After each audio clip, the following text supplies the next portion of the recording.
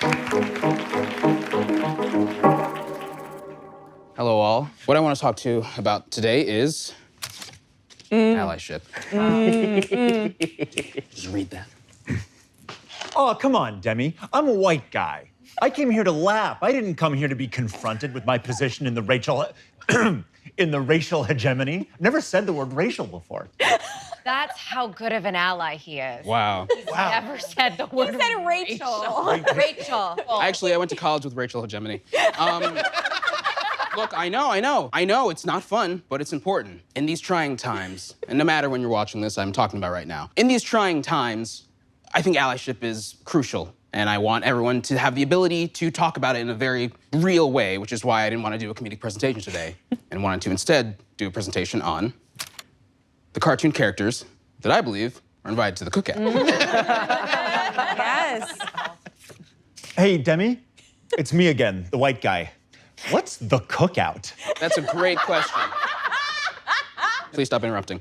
Now, the cookout, in a very literal sense, is a gathering place for black communities. In a proverbial sense, it's a place where black people and their allies can come together and share in a meal and talk about the issues plaguing our communities. If you hear the phrase, you're invited to the cookout, it's a good thing. Congratulations. It means that you've done something worth celebrating. If you've never heard the phrase in your life,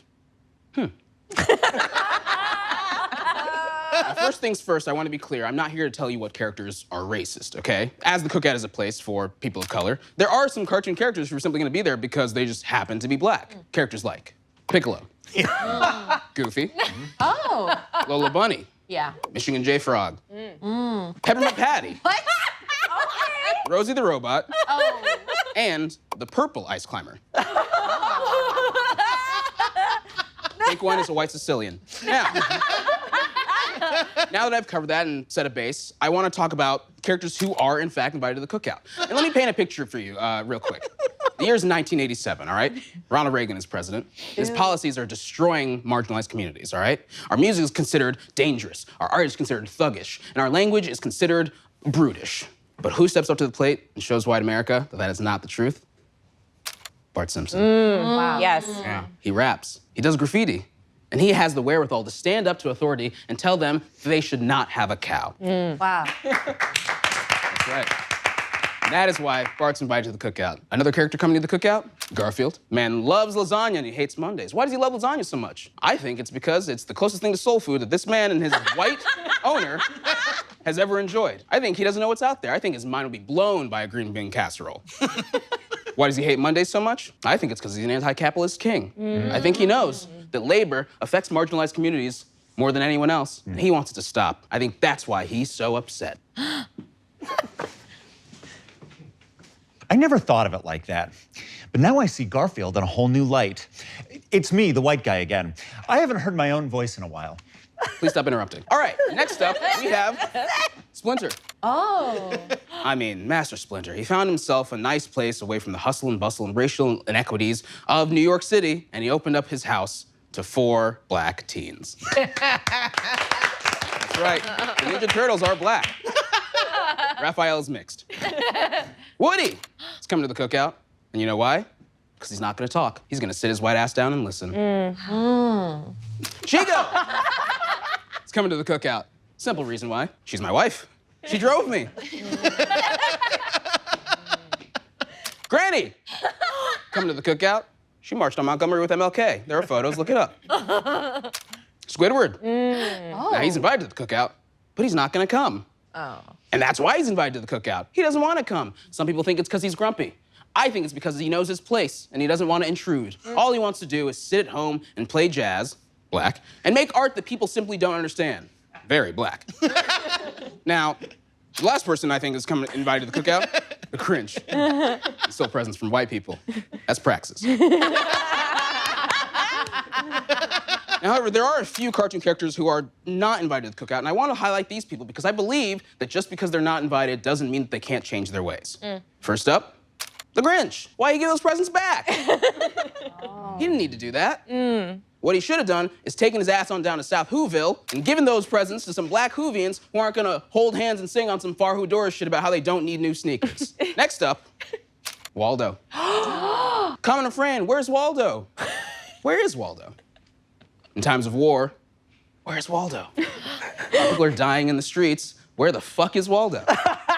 I'll tell you where he is. Hiding on the goddamn beach somewhere. I can't find him.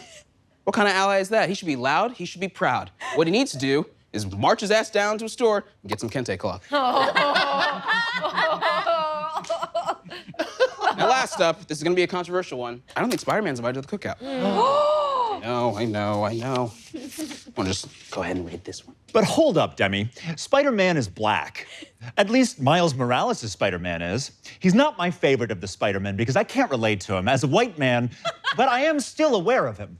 Please stop interrupting. Now, I am aware that Miles Morales is a person of color, but if I'm in Spider-Man's world, I don't know who that is. I see a man saving the world with a mask. I don't know what race he is. Which brings up an important thing that is probably complicated for Spider-Man, is he has the responsibility of hiding his identity, but also that identity can do so many things for young people. So what is he to do? Well, I have a solution. Spider-Man needs to start saying the N-word. Picture this. You're tied to a set of train tracks, all right? You see the train coming towards you, you're ready, you made your peace with life. Spider-Man comes in, whip, whip, whip, he stops the train, slows it down, and he removes you from the tracks. He saves you. You've got a new lease on life, you're pushed off to the side, you're feeling great. And you go, thank you so much, Spider-Man. And he turns to you and says, hey, no problem, nigga. Now, you don't know what race Spider-Man is, but you're thinking, he must be black, right? He better be. He better be. And I think that's an experience that people of all races should have, which is why I believe Spider-Man has a responsibility to use all of the racial slurs available to him. Oh, no. Airtight. Oh, no. What does Grant's card say? You've made a very good point, Demi. It's really made me think about what it means to be a good ally and how Spider-Man has not done enough to show his dedication to the marginalized. You know, I've always wanted to be Spider-Man myself. He was a hero to me growing up, and now that you've pointed out his flaws, I want to start making moves towards being Spider-Man in the responsible way, which means that I, too, need to say the N-word here in front of this audience full of people. All right, here I go. Hey! That was not okay, and I'm hoping that the dropout editors cut that out, that moment where he said it in front of all of us, just now. That was not okay. That was not okay. Thank you so much for your time. Demi, that was an incredibly enlightening presentation. Thank you. Is Shrek invited? Whoa. No. Can I ask why? It feels weird to me that Donkey, black, was pissing him off so much, you know? What's that about? Earlier in the slide, I saw that you had categorized Piccolo as black. I'm like, I hear that a lot, but that has never really been explained to me. I think he's a good father. I think he's someone that's been stripped of identity in a way where he's found, like, community in the people around him, which I think is very black, and I think a lot of black people relate to him as a character in Dragon Ball Z, mostly on vibes. Sometimes you see yourself represented and they're green, not Shrek. If you had to invite a Looney Tune, who would it be? Taz. What? Oh, yeah. Interesting. Taz. I love him. So now it's just people you like. Because I'm like, Taz is gonna kind of go crazy, right? Will he, or will he know his place and just simply, you know, restrain himself? A lot of faith in people knowing their place. I don't, okay, here's the thing. I think, Based. huh? It's vibes based. Yeah, Taz was probably a problem child in school, which means he had ADHD, and you know that's not really treated well in marginalized communities. That's really so. beautiful. Yeah. I mean, And it would be cool for him to see himself on so many T-shirts. Yeah, also that. On so many, Yeah, he'd be like, whoa, it's me and my boy Bugs on every so many t-shirt. of my mom's T-shirts from Kmart. What cartoons do you think are performative allies? Ooh. Wow. I think the Minions are gonna post a black box with a caption that's like Bidu and then a fist, and I'm like, I don't. Banana. Yeah.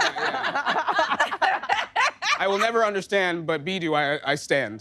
Yeah. That kind of shit. I noticed there was a pretty glaring omission here. Mickey and Minnie. Whoa. yeah, well. Where are they?